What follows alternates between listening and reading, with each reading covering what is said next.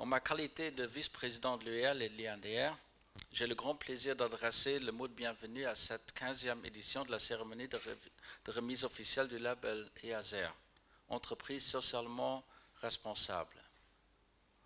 En premier lieu, je souhaite féliciter les entreprises qui ont décidé d'entreprendre ce processus de responsabilisation pour, d'une part, mieux connaître leurs propres enjeux et, d'autre part, mieux se préparer aux défis qui les attendent aujourd'hui et demain. En vous labellisant, vous intégrez le cheminement de l'amélioration continue dans les différents piliers du développement durable et faites ainsi progresser le monde économique de notre pays. L'équipe de l'INDR et son réseau d'experts agréés vous encadrent dans cette démarche et je les en remercie. Le récent lancement de l'association Pro-RSE, dont je salue la présidente Mme Hessler, vous offre la possibilité de vous échanger sur les thématiques sur lesquelles vous avez acquis une bonne expérience ou sur lesquelles vous souhaitez encore vous améliorer. N'hésitez pas à rejoindre cette jeune association pour faire avancer la RSE au Luxembourg. Aujourd'hui, l'INDR va remettre le label EASER à 23 entreprises. Parmi les nouvelles entreprises labellisées, nous retrouvons des petites entreprises et même des start-up très innovantes qui ont bien compris leur rôle dans la société et proposent des solutions et des services qui contribuent au développement durable. Ce ne sont donc pas toujours des grandes entreprises qui cherchent cette valorisation de leur responsabilité. Et pour la première fois, le label ira à une administration publique, l'INAP. À noter encore que notre organisation membre, l'ABBBL, s'est relabellisée. Je vous adresse à toutes mes félicitations. Merci. Oui, merci, mesdames et messieurs. Je suis très contente et honorée de pouvoir être ici aujourd'hui parce que je pense que être responsable ESR est quelque chose que nous vivons dans notre vie quotidienne. Nous avons en ce moment au Luxembourg un chômage qui est assez bas. Donc c'est une très très bonne nouvelle.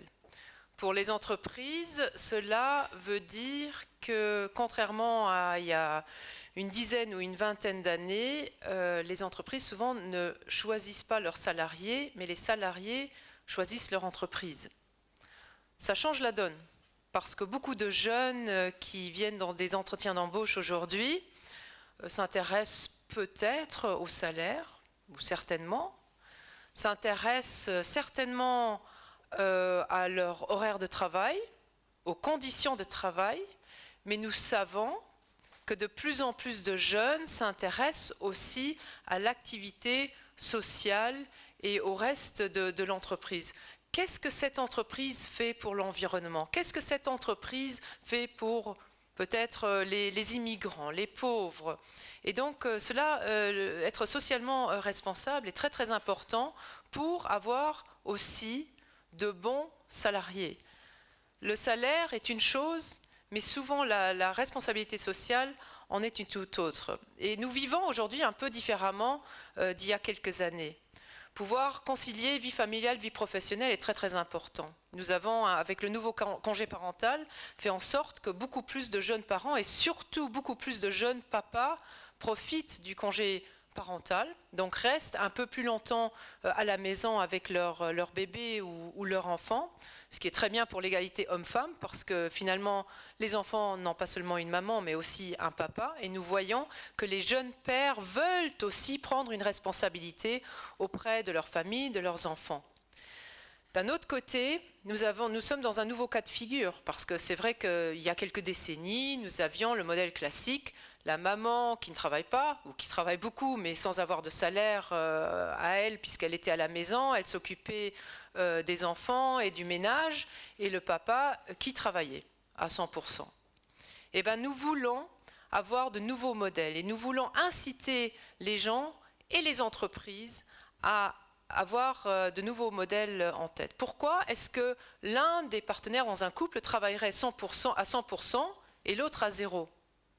Ça veut dire que celui qui travaille 0% ou qui travaille en tous les cas, qui n'a pas d'activité économique, disons, parce que le travail à la maison, nous le savons tous, est beaucoup plus fastidieux souvent que celui au bureau.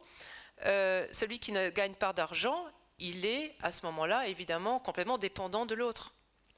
Et nous savons que si nous parlons de pauvreté des enfants, pauvreté des femmes, souvent c'est dans les familles monoparentales où il y a une maman avec des enfants, une maman qui pendant un certain temps n'a pas travaillé, qui a vraiment des problèmes à retrouver un travail sur le marché de l'emploi si elle n'a pas travaillé pendant des années. Donc, avec le nouveau congé parental, nous voyons que les jeunes parents réfléchissent à de nouveaux modèles de fonctionnement. Pourquoi il y en aurait un qui travaille à 100% et l'autre 0 ? Pourquoi les deux ne travailleraient pas, par exemple, à 75% ? Ça ferait un revenu de 150% pour le couple.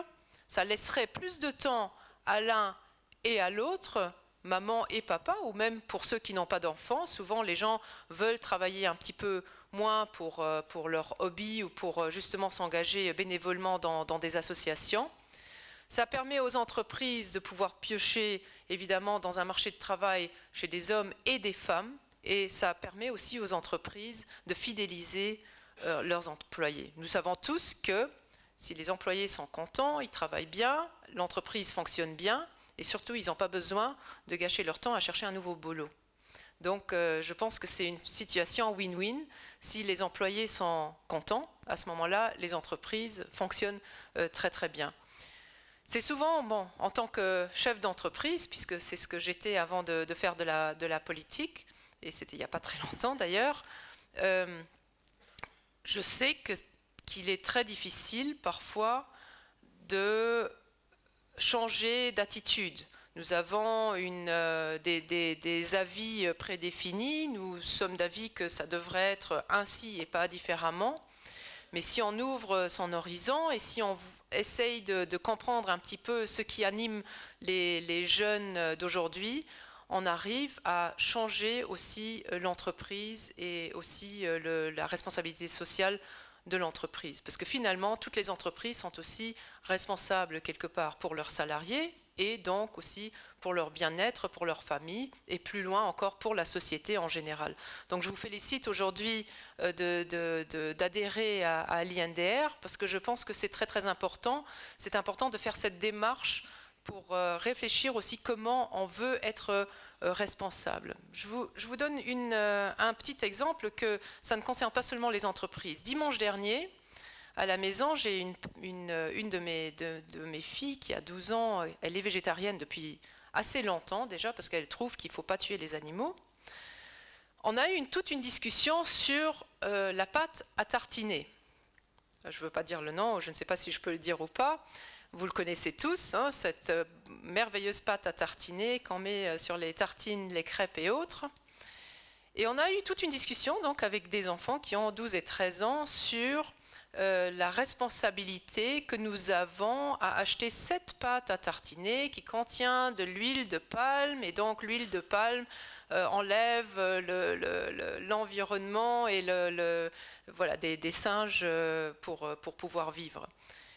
Et je trouve ça quand même très très impressionnant que des enfants, des jeunes de 12 et 13 ans réfléchissent à ces choses-là. Elles se sentent responsables ici à Luxembourg pour un problème qui est loin, qui ne les concerne pas directement, qui ne met pas leur vie en péril hein, finalement. Et je pense que si je vois ça chez mes enfants, c'est que les jeunes d'aujourd'hui ont une autre façon de penser cette responsabilité. Elles se sentent concernées par ce qui se passe dans le monde, ça a à voir avec les nouveaux médias aussi, parce qu'évidemment la communication est autre aujourd'hui qu'il y a 30 ou 40 ans, mais je pense que ça démontre aussi, une fois de plus, que ces jeunes, une fois plus âgés, pour elles, je suis sûre, la responsabilité sociale de l'entreprise primera peut-être même sur le salaire. Je pense qu'il faut pouvoir s'identifier avec son entreprise. Il faut pouvoir aussi être fier de son entreprise. Et l'entreprise, si les salariés sont fiers de l'entreprise parce qu'ils vont raconter et écrire que leur entreprise est quand même mieux dans tel et tel domaine, même s'il n'a rien à voir avec le domaine de l'entreprise, c'est bénéfique aussi pour l'image de l'entreprise. Et qui dit image dit évidemment client et dit contrat et dit rentrée d'argent évidemment. Donc je pense que cela nous concerne tous. Et le fait que des entreprises adhèrent et que des entreprises deviennent de plus en plus socialement responsables est très important pour le pays, c'est important pour l'Europe, c'est important pour le monde, et il n'y a pas de petites choses dans cette responsabilité sociale. Je pense que nous pouvons tous faire des grands pas si nous voulons tous faire mieux, une excellence, et donc faire mieux aussi dans les postes de travail, dans l'aménagement des postes de travail, dans l'aménagement des temps de travail, pour que chacun puisse vivre sa vie pleinement, et pas seulement vivre pour travailler, mais aussi travailler pour vivre, être fier de son travail, être content au travail, mais content aussi dans ses loisirs, avec ses enfants et autres. Donc c'est la politique que nous avons voulu faire ces 5 dernières années, donner plus de temps aux gens sans pénaliser les entreprises. Vous allez voir que nous allons continuer, nous allons vouloir en tous les cas continuer dans cette direction pour donner plus de flexibilité aux entreprises, mais aussi aux salariés justement, pour qu'ils passent moins de temps dans les transports, parce que quand ils sont sur la route et dans les embouteillages, ils sont ni dans l'entreprise ni à la maison, pour leur donner plus de temps et plus de flexibilité pour organiser le temps avec leur famille, leurs enfants, et donner plus de temps et plus de flexibilité aux entreprises pour pouvoir s'organiser. On est sûr que ça sera une situation win-win, et Luxembourg continuera donc à se moderniser aussi de ce côté-là et rester un point très très attractif pour tous ceux qui ne sont pas ici, qui voudront et qui veulent toujours venir ici. Et je pense que nous faisons beaucoup de jaloux par notre situation, mais c'est aussi parce que nous avons réussi à chaque fois à nous moderniser et à nous adapter par rapport aux besoins des gens, des citoyens de notre pays. Je vous remercie. Alors, Madame la Ministre, Monsieur le Vice-président, chers lauréats, chers experts, chers invités, c'est donc avec un immense plaisir que je me joins aux félicitations de Madame Kahn et de Monsieur Oberweis. Lors de cette 15e cérémonie de remise officielle du label ESR, nous sommes très fiers d'accueillir 23 entreprises lauréates. D'un côté, je souhaite évidemment la bienvenue à 6 nouvelles entreprises responsables qui ont décidé d'intégrer la RSE dans leur culture d'entreprise. Et de l'autre côté, il y a 16 entreprises déjà labellisées qui ont réussi à renouveler leur label ESR pour une durée de 3 ans. Je pense qu'on peut tous les applaudir très fort. Un très grand merci. Donc l'INDR confirme que toutes ces entreprises labellisées ont atteint les objectifs formulés dans le guide ESR et ont été vérifiées par un de nos experts agréés, donc garantissant ainsi un comportement responsable. Grâce à vous, il y a actuellement 154 entreprises labellisées ESR ici au Luxembourg. Et ces entreprises emploient au total près de 48 000 salariés. L'INDR a la mission de promouvoir la RSE auprès des entreprises nationales afin que celles-ci contribuent au développement durable et améliorent finalement leur compétitivité et leur image. Depuis sa création, l'INDR a sensibilisé plus de 1000 entreprises et a déjà décerné au total plus de 280 labels lors d'une durée de 3 ans. La RSE fait dorénavant partie du mode de fonctionnement de beaucoup d'entreprises ici au Luxembourg et nous constatons une véritable prise de conscience de la part des dirigeants. Madame la ministre, vous avez dit, donc vous avez expliqué le rôle de l'entreprise dans la société, il a changé et en effet aussi les consommateurs changent et donnent plus d'importance aux aspects liés au développement durable lors de leurs décisions d'achat. Pour conclure, rappelez-vous que le label ESR, ce n'est pas une fin en soi. Au contraire, maintenant que vous avez reçu cette distinction, cet upgrade, qui est la RSE, je vous invite vraiment à consolider la RSE comme une nouvelle fonction dans votre entreprise. C'est-à-dire d'encourager vos coordinateurs ESR d'adhérer peut-être à Pro RSE, dont il y a la présidente Morgane Hessler, que je salue, de sensibiliser continuellement vos salariés à ces nouvelles manières de fonctionner dans l'entreprise et d'intégrer donc la RSE vraiment dans votre culture d'entreprise. Partagez vos bonnes pratiques et vivez pleinement ces nouvelles valeurs. Vous souhaitez créer finalement un impact positif dans la société.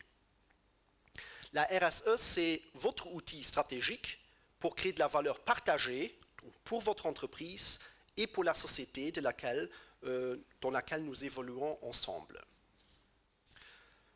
Maintenant, c'est donc avec une grande fierté que nous procéderons à la cérémonie de remise officielle du label ESR.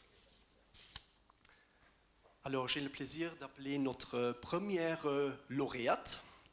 Il s'agit de Madame Catherine Bourrin, qui est membre du comité de direction de l'ABBL et qui est ainsi relabellisée pour la 3e fois déjà. Voilà. Madame Bourrin, est-ce que vous souhaitez peut-être partager comment vous avez réussi à intégrer la RSE à l'ABBL, dans votre entité? Merci. Oui, donc l'ABBL, c'est d'abord une petite entreprise de 40 personnes et je pense qu'on est labellisé surtout pour nos actions internes, mais pas seulement. En tant qu'ABBL, j'estime que nous avons un rôle sociétal, enfin les banques en général ont un rôle sociétal.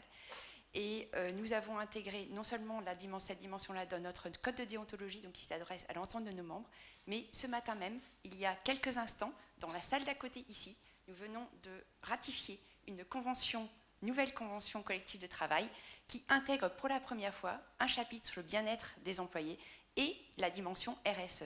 Donc au-delà des 154 entreprises labellisées, vous avez aussi 26 000 employés du secteur bancaire, labellisés ou non, mais qui ont maintenant, du fait de cette convention, devront intégrer la dimension RSE dans leur politique. Bah super, je pense ça, on peut l'applaudir certainement.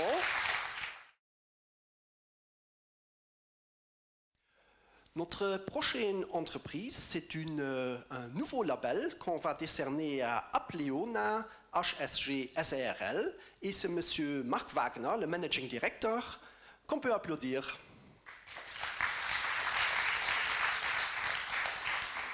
Monsieur Wagner, puis-je vous demander de partager quelques expériences sur votre stratégie RSE? Oui, absolument. Voilà, Apleona HSG, c'est une société de facility management au Luxembourg. On fait partie d'un groupe allemand international. Et via la stratégie, on veut trouver un peu le lien avec le Luxembourg, chercher une plus-value pour notre société ici au Luxembourg. Et en même temps aussi, la ressource humaine, c'est un point très important pour nous de travailler sur ce point dans le domaine RSE. Voilà.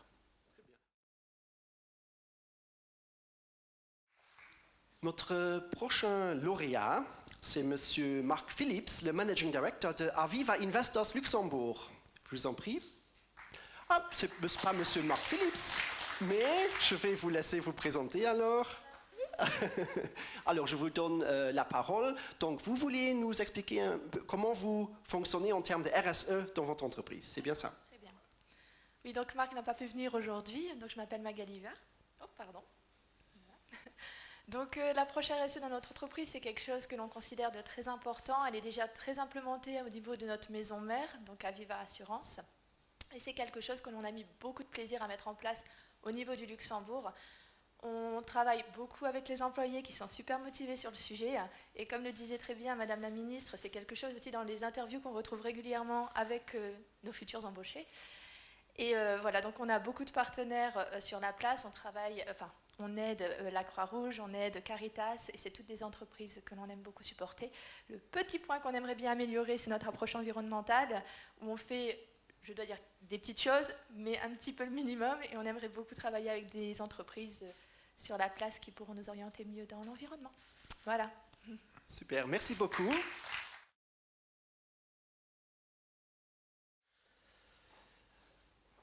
La Banque et Caisse d'épargne de l'État sera relabellisée aussi pour la 3e fois déjà aujourd'hui.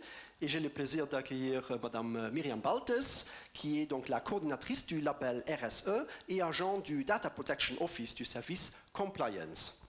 Madame Baltes, de quelle manière avez-vous intégré la stratégie dans votre entreprise? J'ai un peu préparé la question, comme par hasard. Comme chaque entreprise, la HPUC se trouve au centre de l'attention du public et c'est la raison pour laquelle nous avons opté pour la transparence, qui est fortement ancrée dans notre stratégie globale et dans notre culture d'entreprise. Donc il est autant évident que la transparence contribue à la confiance avec notre clientèle qui nous tient à cœur. Donc la RAZ prend une place importante au sein de la HPUC qui a, de par son statut d'établissement public, la vocation de contribuer, de par ses activités, au développement économique et social du pays.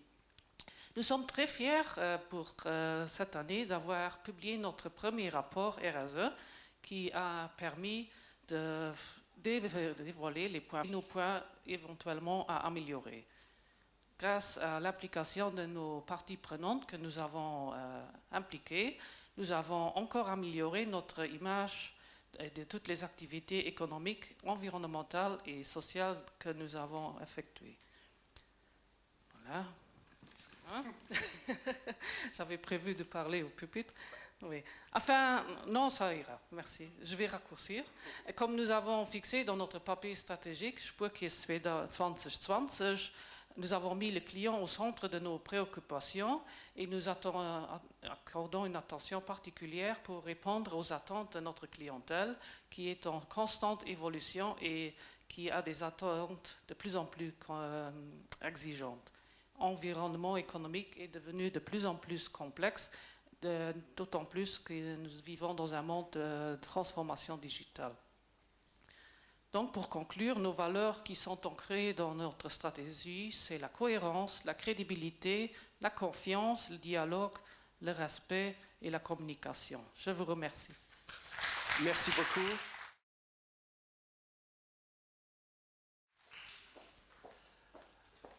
J'ai le plaisir d'annoncer l'entreprise CESAP SA et c'est Madame Touria Jousfi qui est la dirigeante et qu'on peut applaudir pendant qu'elle nous rejoint ici. Alors, vous avez souhaité aussi nous expliquer pourquoi vous souhaitez être une dirigeante d'une entreprise responsable. Merci. Merci à vous. Donc, au fait, nous avons intégré naturellement la démarche RSE au sein de notre entreprise, donc CESAP, depuis sa création en 2012.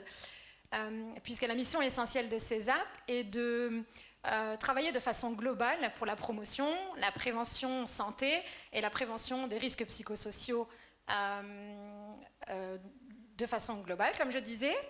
La démarche RSE donc, correspond à notre philosophie, à nos valeurs, des valeurs telles que le travailler pour l'humain, par l'humain, travailler de façon collaborative, donc de façon systémique, comme dirait notre coordinatrice RSE, Madame Sangaré, aussi bien au niveau de l'équipe qu'avec les acteurs qui nous entourent sur nos nombreux projets maintenant, et aussi bien donc, avec les bénéficiaires eux-mêmes qui ont pour objectif de travailler pour leur santé. Et la certification ESR donc, nous a permis de nous organiser, de structurer la façon dont nous travaillons depuis toujours, en fait.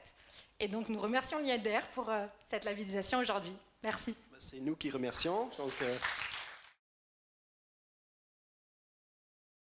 Donc ici, c'est l'entreprise SIPA, Résidence Opta-Wassertrapp. C'est bien ça. SIPA Reva, pardon, je me suis... c'est aussi public, c'est la commune de Zanem, en fait. Voilà, très bien. Et Madame Delia Tournambé, vous êtes la coordinatrice qualité RSE. Et je vous donne la parole pour partager une bonne pratique. Donc bonjour. En fait, notre SIPA, on accueille 120 résidents et nous sommes le premier SIPA au Luxembourg qui a constitué son propre comité de conseil éthique. En fait, la direction, elle s'était confrontée à des problèmes et des situations auxquelles elle ne trouvait pas une solution ou une réponse et du coup, en janvier 2018, donc très récemment, on a constitué notre comité. Donc, ce comité a comme but de faire des consultations, des recommandations à la direction. Ceci par des études de cas détaillées.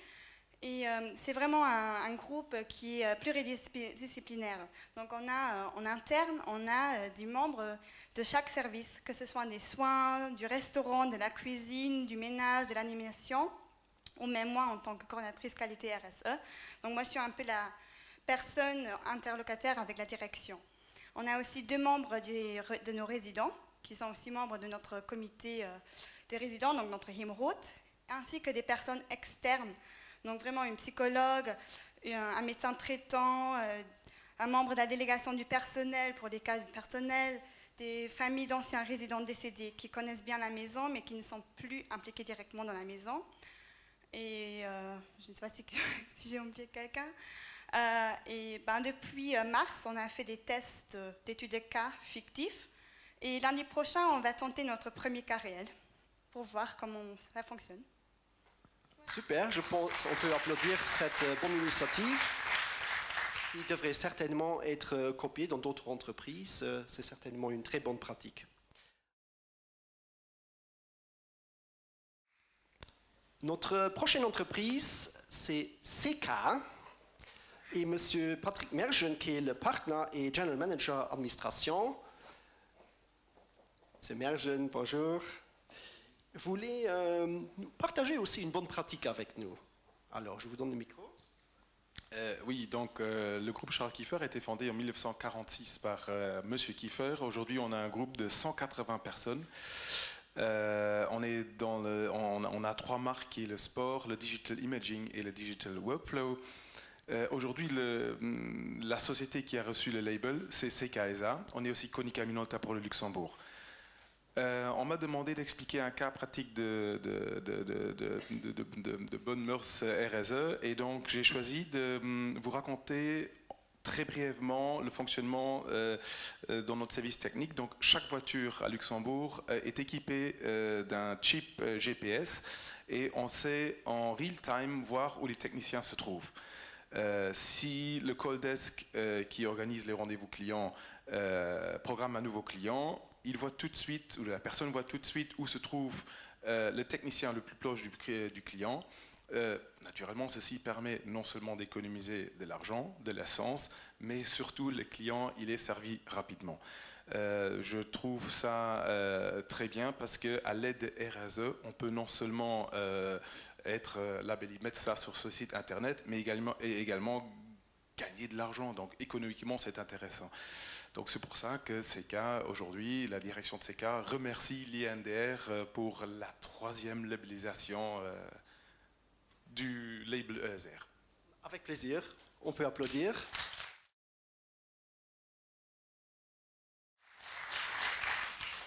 Le prochain lauréat, ce n'est pas seulement une entreprise, mais c'est tout un groupe. Il s'agit du Douceman Groupe Luxembourg, où j'ai le plaisir de remettre donc plusieurs labels à M. Jean-Paul Noy, qui est le CEO. Bienvenue.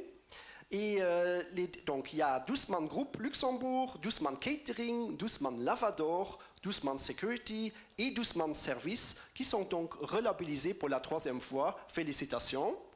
Et je voulais vous poser la question, est-ce que vous souhaitez partager votre stratégie RSE de Douceman Group avec nous? Évidemment, c'est pour ça qu'on est là.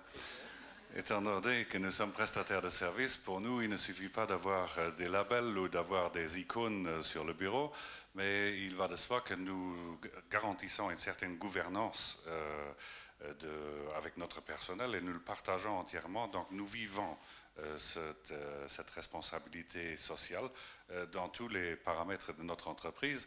Notre entreprise aujourd'hui est en 6e employeur du pays. Nous occupons aujourd'hui à peine 4000 personnes. Donc vous comprendrez que c'est notre capital le plus cher.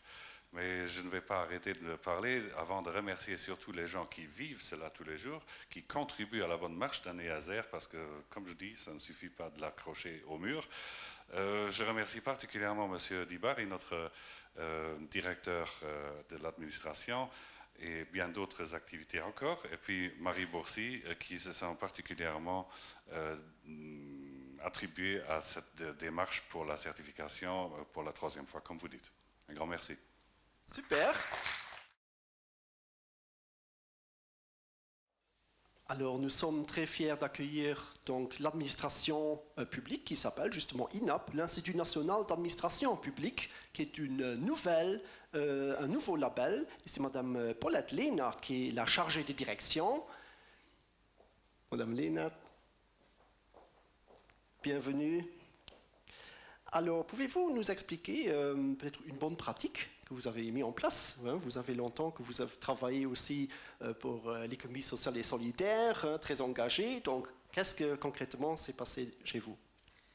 Oui, il se passe beaucoup de choses chez nous, donc ce sera difficile d'être brève là-dessus. Bon, déjà, on est un service public et je pense que tout service public devrait porter de la responsabilité sociale dans sa DNA. Donc, c'est ce qui fait notre caractéristique en tant que service public. Maintenant, évidemment, il faudra le rendre plus visible et en tant qu'institut de formation, nous sommes dans un positionnement très favorisé pour le faire. Nous sommes un service public pour le service public, en quelque sorte. Donc, nos clients directs, ce ne sont pas les citoyens, mais ce sont nos actionnaires. Donc, on a une responsabilité vis-à-vis de notre pays, de faire en sorte que le service public agisse de manière à satisfaire tous les intérêts qui sont en cause. Donc, nous offrons, tout le monde passe par les formations chez nous. Donc, nous avons un potentiel de développement très très fort pour faire avancer la responsabilité sociale dans toutes nos entités. Pour vous dire, donc, en comptant tout pour le secteur public, ça fait quelques 30 000 personnes salariées qui vont un jour ou l'autre traverser l'INAP. Donc ce sera vraiment un très bon levier. Donc, ce qu'on est en train de faire en termes de bonnes pratiques, c'est vraiment d'intégrer la RSE dans tous nos programmes de formation qu'on est en train de revoir de fond en comble. Donc ça se passera de la formation initiale jusqu'à la formation continue. Et oui, pour être très bref, je pense que la RSE, ce sera vraiment un fil rouge dans notre prochaine stratégie de formation et de développement qu'on est en train d'établir. Super. Merci beaucoup. Alors, je pense qu'on peut certainement être d'accord ici à l'INDR que la RSE passe aussi par la formation, par la sensibilisation. C'est pour ça qu'on organise donc tout un cycle de formation RSE où chacun est invité évidemment à participer. Donc, la prochaine entreprise s'appelle Clean et M. Antoine Ron, le partenaire, va nous rejoindre. M. Ron, j'ai essayé votre service, hein. Ça a bien marché. Oui, je suis satisfait, je peux recommander. Voilà.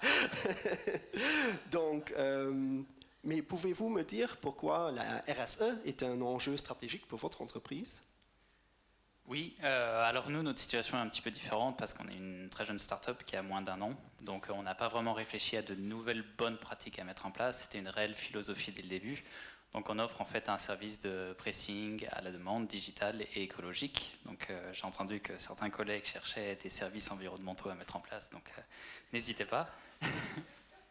Donc c'était vraiment une réelle philosophie. Donc c'est vrai que le pilier environnement est un peu plus fort chez nous. Donc on a simplement voulu aussi renforcer l'aspect gouvernance et l'aspect social. Mais en tout cas, on n'est qu'au début de notre aventure. Donc on va continuer dans cette direction et essayer de développer tout ça, en gardant la RSE à cœur. Merci beaucoup. Notre prochaine entreprise s'appelle Maui et c'est M. Jean-François Orban qui en est le directeur. M. Orban, bienvenue. Et M. Orban vous a même apporté un petit cadeau qui vous attend devant la porte à la sortie, donc n'oubliez pas de passer. Les hôtesses vont vous donner quelque chose, mais vous pouvez peut-être parler un peu de ceci, mais surtout aussi pourquoi la RSE est importante pour votre entreprise.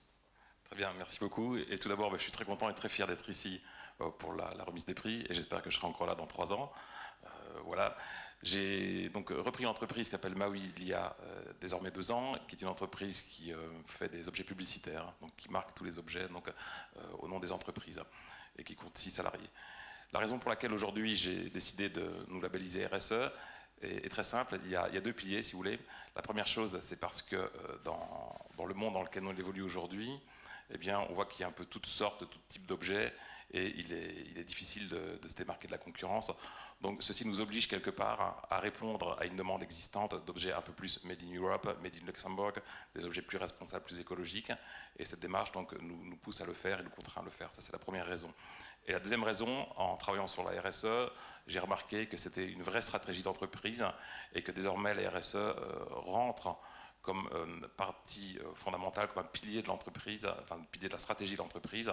Et ça nous permet donc de nous structurer et d'avoir une approche plus compétitive, d'avoir un vrai avantage concurrentiel par rapport à nos confrères et en même temps de répondre à une demande existante et croissante sur le marché luxembourgeois. Voilà. Merci beaucoup. Félicitations.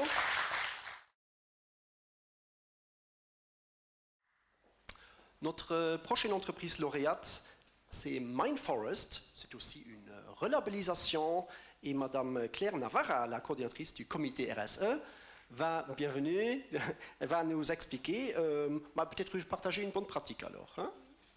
Très bien, merci Norman. Voilà, tout d'abord, je suis ravie de recevoir pour la seconde fois ce label ESR pour Mindforest. Je remercie bien sûr Norman et Morgane pour leur soutien, Monsieur Fontanive pour sa vérification. Donc, comme vous le disiez, Mindforest, c'est une petite société spécialisée dans la gestion du changement, où finalement notre cœur de métier, c'est l'humain. On place l'humain au cœur des préoccupations. Et on a lancé en 2014 cette démarche avec le soutien de notre direction et nous avons pu constituer un comité RSE avec des représentants des différentes activités de la société. Et une des bonnes pratiques, entre autres que je voulais partager aujourd'hui, c'est l'accueil des nouveaux collaborateurs chez Mindforest. Donc nous avons mis en place tout un processus d'accompagnement de ce nouveau collaborateur dans l'évolution au sein de la société. Et donc le collaborateur qui arrive a un tuteur qui est là finalement pour le soutenir, lui donner du feedback. Et le collaborateur va aussi voir la direction pendant ces 6 mois de période d'essai, justement, pour avoir aussi leur feedback. Et ce collaborateur-là va aussi rencontrer chaque chef de projet, chaque collaborateur de la société pour bien comprendre quels sont les projets, sur quoi on travaille, comment ça fonctionne au sein de la société. Et nous avons donc le collaborateur reçoit à son arrivée ce qu'on appelle le Welcome Book. Finalement, il va pouvoir annoter les différentes informations qu'il va recevoir tout au long de cet entretien. Voilà, c'est une de nos bonnes pratiques, comme je le disais, parmi d'autres. Et ce qui est important de souligner aussi, et bon, comme beaucoup d'entre vous l'ont dit, c'est que la RSE chez Mindforest, c'est une culture qui est partagée par tous les collaborateurs. Donc chaque collaborateur sait quel est l'intérêt de la RSE, quels sont les impacts, quels sont les enjeux. Voilà, donc je souhaite encore poursuivre pendant longtemps dans cette dynamique positive que nous avons instaurée. Merci. Super, merci beaucoup. Le ministère de l'économie a été, et jusqu'à maintenant, le seul ministère qui a reçu le label. Donc le label ESR s'applique à un ministère. C'est M. Man Nicolas qui est chargé de la direction du budget et de l'administration et aussi donc coordinateur du projet RSE, qui va nous expliquer pourquoi une stratégie RSE est importante pour un ministère. Voilà, bonjour. Il est vrai, le ministère de l'économie, il est en charge des politiques économiques au Luxembourg et en tant que tel, évidemment, nos stratégies soutiennent le développement durable de l'économie nationale et évidemment aussi des entreprises. Donc, de par là, on essaie toujours de soutenir à ce que les entreprises investissent dans leur propre développement durable, mais il ne suffit pas de prêcher la bonne parole. Donc, il faut aussi le faire soi-même. Donc, c'était l'idée de base. Pourquoi s'engager dans la R&D, d'obtenir le label. On parle de Rifkin, on parle d'écotechnologie, on parle de mobilité durable. Bon, dans ce contexte-là, ça fait déjà des années qu'on dispose de voitures de service électriques. On met en place aussi un abri pour les vélos qui deviennent électriques, donc il est de plus en plus difficile de les garer à l'extérieur, donc on essaye de mettre en place des dispositifs pour les employés pour qu'ils puissent en profiter. Merci beaucoup. Le prochain lauréat, c'est le groupe NPE. En fait, c'est donc 3 labels qu'on va donner, c'est-à-dire Nouvelle Perspective Emploi SARL, Perspective Emploi ASPL, et donc le groupe, et vous êtes Monsieur Paul Huens, le cofondateur et consultant justement du groupe, et vous souhaitiez nous expliquer, oui, pourquoi est-ce que votre groupe a choisi de se mettre sur une voie du développement durable et générer justement des impacts pour la société. Voilà, notre groupe, comme vous venez de le dire, est constitué d'une ASBL, d'une SARL. Et en termes de bonnes pratiques, nous avons voulu développer une structure supplémentaire qui a été promue dernièrement donc, en tant que nouvelle possibilité pour les entreprises de s'établir au Luxembourg. Il s'agit des SIS, Sociétés d'impact sociétal. Donc nous avons été labellisés également de Sociétés d'impact sociétal. Et ça va nous permettre, d'une part, au niveau de la visibilité, d'être encore beaucoup plus visible en tant qu'entreprise d'économie sociale et solidaire. Et d'autre part, ça nous permet, en termes de bonnes pratiques, de parler, on a beaucoup parlé des administrations, des ministères, etc., et de parler avec eux sur les marchés publics. Parce que nous participons actuellement aux marchés publics sans subvention, sans aucune aide.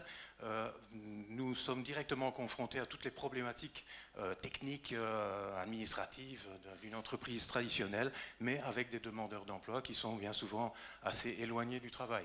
Donc, en termes de bonnes pratiques, nous essayons aujourd'hui de sensibiliser certaines administrations, à savoir que les marchés publics ont évolué. La législation sur les marchés publics permet aujourd'hui de ne plus travailler uniquement avec des entreprises les moins disantes, mais également les mieux disantes. Donc, des critères de sélection, de main, d'adjudication pourront servir aux entreprises d'économie sociale solidaire qui travaillent avec la RSE de pouvoir peut-être participer d'une manière beaucoup plus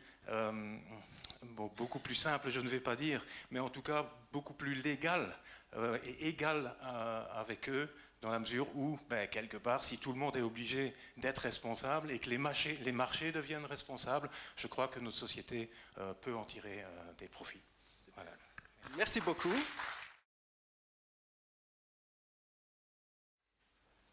Une autre entreprise qui se relabellise, c'est ProNewTech SA, et Madame Patricia Coliccia, qui est la responsable RSE.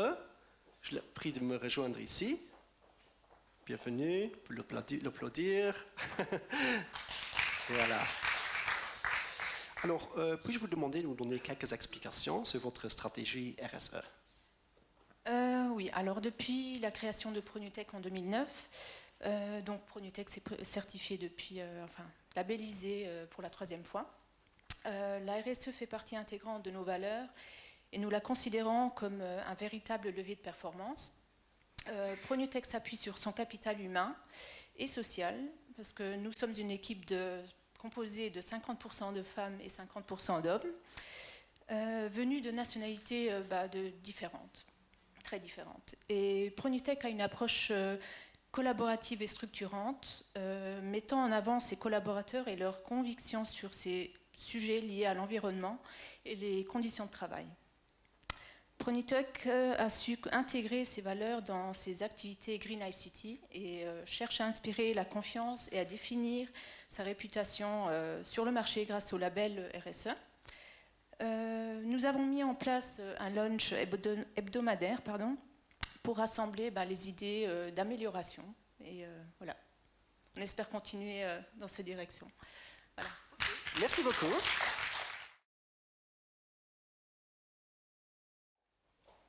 Maintenant, j'ai le plaisir d'appeler Monsieur Stefan Holstadt, qui est le CEO de Steffen Holzbau SA, qui est certainement aussi une entreprise très engagée et avec nous depuis un certain temps. Herr Holstadt, wieso ist CSA für Ihr Unternehmen wichtig? Ja, vielen Dank nochmal, dass wir heute hin dürfen. Wir sind von Steffen Holzbau schon seit 2012 am Label dabei. Holzbau impliziert an sich direkt Nachhaltigkeit, da das macht eine von diesen großen Säulen, sag ich mal, am Betrieb.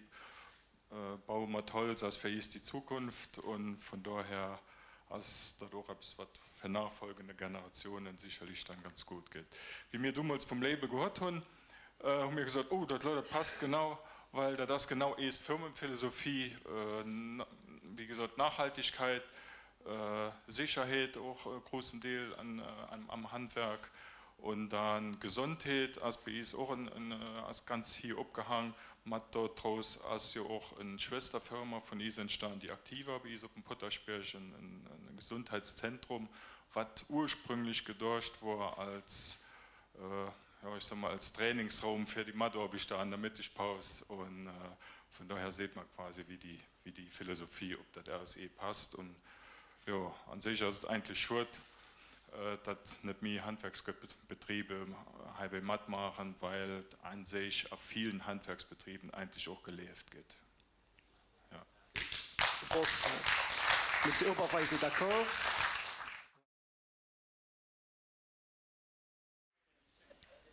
Et maintenant, last but not least, l'entreprise Expertise SA. Je demanderai à Monsieur Cyril Merel, le partenaire, de me rejoindre ici.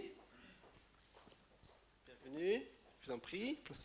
Alors, de quelle manière est-ce que la RSE a été intégrée chez vous?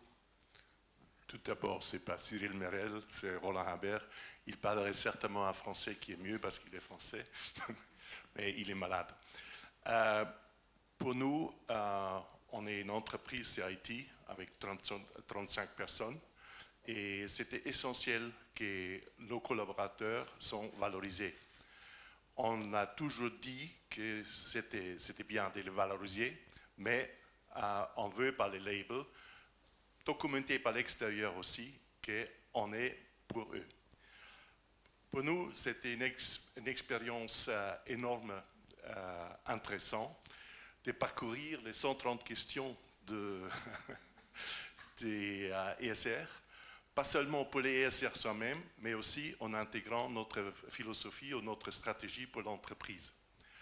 La matrice des maturités, des matérialités, nous a permis pratiquement de faire notre stratégie RSE tout en incluant notre priorité pour le business from day to day.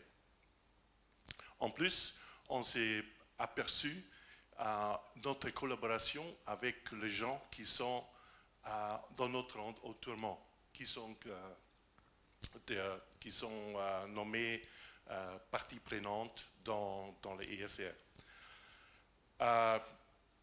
Les conclusions, même pour une petite entreprise comme la nôtre, c'est très valorisant l'expertise de ESR. On a investi un peu du temps, mais le temps était bien investi. Merci beaucoup.